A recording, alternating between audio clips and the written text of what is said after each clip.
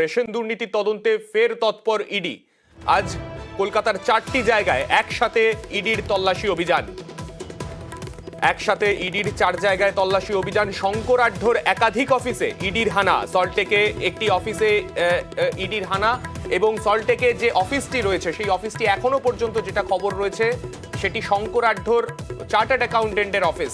আমি চলে যাব আমাদের প্রতিনিধি অনুপের কাছে। অনুপ, মূলত কোন সূত্র থেকে এই চার্টার্ড অ্যাকাউন্টেন্টের অফিসের সূত্র পাওয়া গেল এনফোর্সমেন্ট ডাইরেক্টরেটের কাছে?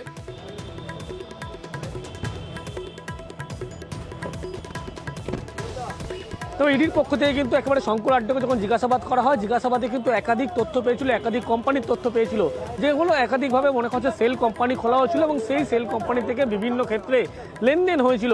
সেই সংক্রান্ত তথ্য যখন পায় এবং যে সমস্ত প্রাইভেট লিমিটেড থেকে শুরু করে বিভিন্ন যে কোম্পানিতে নাম বেনামে কোম্পানি ছিল সেই সমস্ত কিছুই কিন্তু একবারে দেখভাল করতো শঙ্কর আঢ্যর যে চার্টার্ড অ্যাকাউন্টেন্ট অরবিন্দ সিং।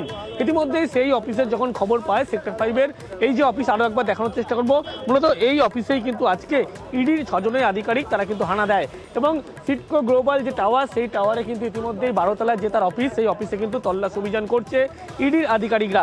এবং সব মিলিয়ে বলা যায় এখনো পর্যন্ত ইডি তদন্তকারী আধিকারিক তারা কিন্তু বেশ কিছু তথ্য পেয়েছিল।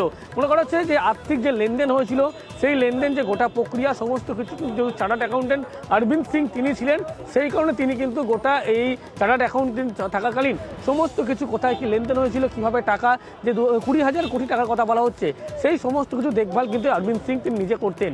যেহেতু চার্টার্ড অ্যাকাউন্টেন্ট ছিলেন শঙ্কর আঢ্যর, সেই সংক্রান্ত বিষয় নিয়েই কিন্তু একেবারে আজকে যখন এই সিডকো গ্লোবাল টাওয়ারের এই যে অফিসের সন্ধান পায় শঙ্কর আঢ্যকে জিজ্ঞাসাবাদে, তারপরেই কিন্তু ইডির যে আধিকারিক তারা কিন্তু আজকে হানা দেয়। ইতিমধ্যেই এই তল্লাশি অভিযান শুরু হয়েছে এবং কিভাবে যে সেল কোম্পানি থেকে শুরু করে একাধিক যে কোম্পানি ছিল, কিভাবে টাকা কোথায় আর্থিক লেনদেন কোথায় পাঠানো হয়েছিল এই সমস্ত বিষয় কিন্তু তাকে জিজ্ঞাসাবাদ করা হবে। যেহেতু অরবিন্দ সিং তিনি নিজে একেবারে এই অফিসেই তিনি বসেন, এই অফিসে থাকেন, সেই কারণে তাকে জিজ্ঞাসাবাদ করা হবে। এবং ইতিমধ্যেই তল্লাশি অভিযান চলছে। সকালবেলায় সিআরপিএফ আধিকারিক তাদেরকে নিয়ে কিন্তু নিউ টাউন থেকে সরাসরি সেক্টর 5-এর এই যে অফিস 12তলার অফিস সেই 12তলার অফিসে কিন্তু হানা দেয় ইডি আধিকারিকরা। তো ইডির পক্ষ থেকে মূলত কিভাবে লেনদেন করা হয়েছিল, কিভাবে কোম্পানিগুলোর ক্ষেত্রে বলা হয়েছিল সেই কোম্পানিগুলোর ক্ষেত্রে আর্থিক লেনদেন হয়েছিল এই সমস্ত বিষয় কিন্তু জানতে চায়। সেই কারণে ইডির পক্ষ থেকে আজকে এই তল্লাশি অভিযান। যদিও মনে করা হচ্ছে শঙ্কর আঢ্য যখন হেফাজতে তাকে জিজ্ঞাসাবাদ করেই কিন্তু এই সমস্ত তথ্য পেয়েছিলেন, যে চার্টার্ড অ্যাকাউন্টের কথা বলা হচ্ছে অরবিন্দ সিং তার নাম পেয়েছিল। তার পরবর্তী ক্ষেত্রে ইডির পক্ষ থেকে আজকে ইডির আধিকারিকরা সরাসরি একেবারে সেক্টর 5-এর এই যে 12তলা বিল্ডিং সেই 12তলা বিল্ডিং যে অফিস সেই অফিসে হানা দিয়েছে, তাকে জিজ্ঞাসাবাদ করা হবে। এবং জিজ্ঞাসাবাদ করার পাশাপাশি যে তথ্য এর আগেও তুলে ধরা হয়েছিল, বারংবার সামনে এসেছিল, বনগা সংলগ্ন অঞ্চলে প্রচুর মানি এক্সচেঞ্জের কোম্পানির কথা কিন্তু এর আগে সামনে এসেছিল তদন্তে। এবার কলকাতার যে অংশে সব থেকে বেশি মানি এক্সচেঞ্জের অফিস রয়েছে সেই 3টি জায়গাতেও কিন্তু কলিন স্ট্রিট, মার্কুই স্ট্রিট এবং চৌরঙ্গি অঞ্চলে এনফোর্সমেন্ট ডাইরেক্টরেটের তরফে হানা দেওয়া হয়েছে। এবং শঙ্কর আঢ্যর সঙ্গে সেই অফিসগুলির কি কি যোগ রয়েছে সেই বিষয়ে জানতেই তল্লাশি অভিযান। আমি চলে যাব আমাদের প্রতিনিধি সৌরভের কাছে। সৌরভ, যে অফিসগুলিতে এইখানে হানা দেয়া হচ্ছে মূলত মধ্য কলকাতার মার্কুই স্ট্রিট, কলিন স্ট্রিট এই সমস্ত অঞ্চলে, সেই প্রত্যেকটি জায়গায় কি এই মানি এক্সচেঞ্জের কাজ হতো?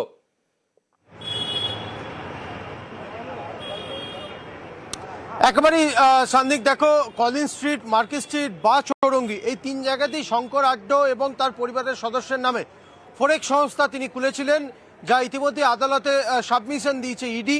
এবং ইডির তরফ থেকে যেটা বলা হচ্ছে যে এই 3টে ফরেক্স সংস্থা ছাড়াও আরও একাধিক ফরেক্স সংস্থা রয়েছে যার মাধ্যমে প্রায় 10,000 কোটি টাকা তিনি বিদেশে পাঠিয়েছেন, যেটি রেশন দুর্নীতির বলে দাবি করছে ইডি। এবং ইতিমধ্যে আদালতের সামনে সেটি রিমান্ড লেটারে তিনি ইডির তরফ থেকে দেওয়া হয়েছে। অর্থাৎ 10,000 কোটি টাকা আমার পেছনেই যেই ফরেক্স রয়েছে অর্থাৎ মার্কুই স্ট্রিটের 11/1A এই ফরেক্স সংস্থা অর্থাৎ আঢ্য ফরেক্স প্রাইভেট লিমিটেড, এই ফরেক্স সংস্থার মাধ্যমেই এবং কলিন স্ট্রিট এবং চৌরঙ্গির যে বিভিন্ন ফরেক্স সংস্থা সেই সংস্থার মাধ্যমেই 10,000 কোটি টাকা তারা বিদেশে পাচার করেছে অবৈধভাবে। অর্থাৎ রেশন দুর্নীতির যেই টাকা, এই টাকা জ্যোতিপ্রিয় মল্লিকের বলেই দাবি করছে ইডির আধিকারিকরা। এবং এই টাকা ফরেক্সের মাধ্যমে বাংলাদেশ, নেপাল, ভুটান, বাহরিন, দোহা, দুবাই, সৌদি আরবিতে কিন্তু পাঠানো হয়েছে বলে ইডির তরফ থেকে দাবি করা হচ্ছে। এবং শুধু তাই নয়, এই ফরেক্সের মাধ্যমে কেরিয়ারদের সাহায্যে বাংলাদেশের লিকুইড ক্যাশও কিন্তু পাঠিয়েছে শঙ্কর আড্ড, এমনটাই কিন্তু দাবি করেছে ইডির আধিকারিকরা। সেই অনুযায়ী শঙ্কর আড্ডকে জিজ্ঞাসাবাদ করে একাধিক গুরুত্বপূর্ণ নথি এবং তথ্য তারা পেয়েছেন। তারই পরিপ্রেক্ষিতে একযোগে তবে সৌরভ, এক্ষেত্রে তোমাদের জিজ্ঞাসা করতে চাইবো যে শঙ্কর আঢ্যর শুধুমাত্র তাকে তো নয়, পাশাপাশি তার পরিবারের লোককেও কিন্তু জিজ্ঞাসাবাদ করা হয়েছিল। তুমি যেমনটা বলছিলে যে শঙ্কর আঢ্যর পরিবারের অনেকেরও এইখানে ফরেক্সের বিভিন্ন ব্যবসা ছিল, তো সেক্ষেত্রে কি সেই অফিসগুলো তাদের কারোর হতে পারে?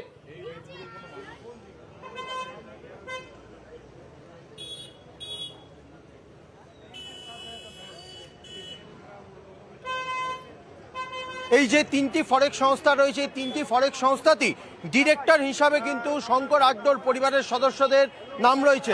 অর্থাৎ বিভিন্ন পরিবারের সদস্যদের নামে একাধিক ফরেক্স সংস্থা খুলেছিল শঙ্কর আড্ড এবং তার মাধ্যমেই চলতো এই টাকা বিদেশে এক্সচেঞ্জের কাজ, এমনটাই কিন্তু ইডির তরফ থেকে জানা গিয়েছে।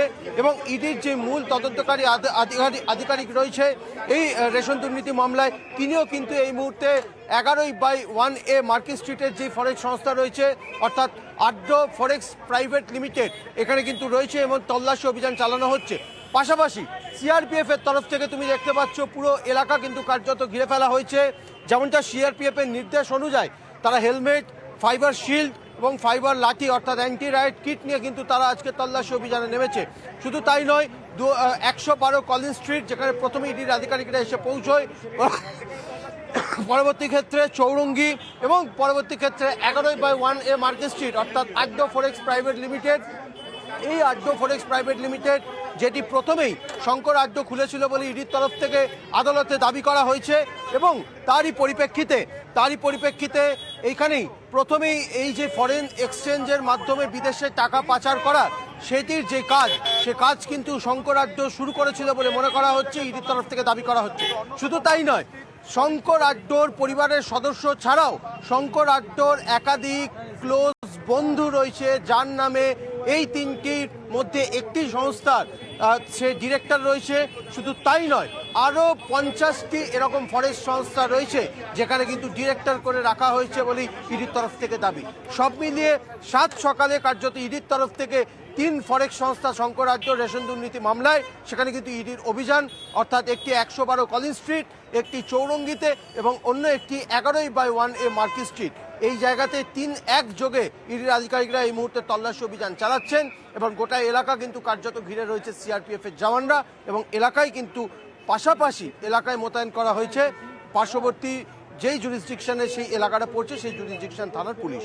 সানিক, সৌরভ, তুমি নজর রাখো গোটা পরিস্থিতির ওপর। যে ছবি আমরা দেখতে পেলাম, এর আগেও আমরা বারবার বলেছিলাম যে তথ্য আমাদের প্রতিনিধিরা আমাদের সামনে তুলে ধরেছিলেন, তার থেকে কার্যত স্পষ্ট ছিল যে প্রচুর টাকা বৈদেশিক মুদ্রার মাধ্যমে বিদেশে পাচার হয়েছে, এই অভিযোগ এনফোর্সমেন্ট ডাইরেক্টরেটের তরফে করা হচ্ছিল।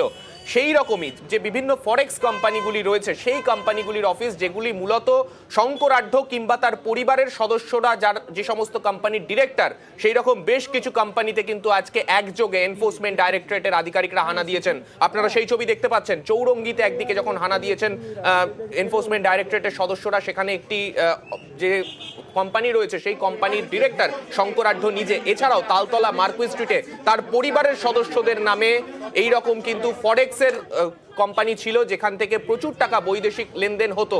এবং তার পাশাপাশি শঙ্কর আড্ডর সিএর অফিসে সেক্টর 5-এ সেখানেও এনফোর্সমেন্ট ডাইরেক্টরেটের আধিকারিকরা তল্লাশি অভিযান চালাচ্ছেন।